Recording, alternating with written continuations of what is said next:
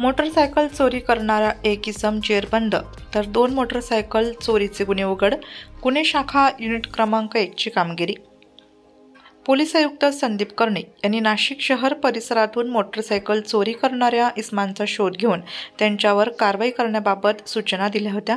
सदर कारवाईबाबत प्रशांत बच्छाव, पोलीस उपायुक्त संदीप मिटके, सहाय्यक पोलीस आयुक्त गुन्हे शाखा नाशिक शहर यांनी कारवाई करण्याबाबत गुन्हे शाखा युनिट क्रमांक 1 यांना मार्गदर्शन केले होते. त्यानुसार गुन्हे शाखा युनिट क्रमांक 1 कडील पोलीस अधिकारी व अंमलदार हे मोटरसायकल चोरीच्या गुन्ह्यातील आरोपीचा शोध घेत असताना उत्तम पवार, देविदास ठाकरे यांना गुप्त बातमीदार यांच्यामार्फत बातमी मिळाली.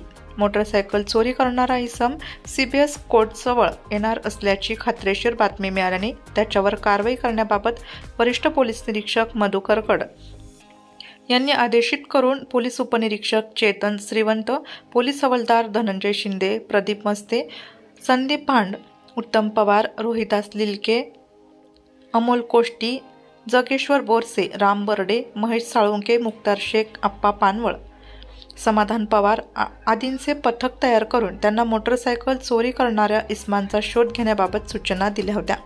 त्यावरून पथकाने सदर ठिकाणी जाऊन मोटरसायकल चोरी करणाऱ्या इसमांचा शोध घेता इसम किरण विलास जाधव, वय 28, राहणार गणेशनगर, देवी मंदिर, पिंपळगाव खांब, नाशिक हा मिळून आल्याने त्यास मोटरसायकल चोरी करण्याबाबत विचारपूस केली असता त्याने देवली कॅम्प व इंदिरानगर हद्दीतून मोटरसायकल चोरी केल्याबाबतची कबुली दिल्याने त्याच्या ताब्यातून 1 लाख रुपये किमतीच्या 2 मोटरसायकल, एक हिरो होंडा कंपनीची मोटरसायकल क्रमांक MH11 AN 9108, हिरो होंडा कंपनीची मोटरसायकल MH15 BG 5109 हस्तगत करण्यात आल्या.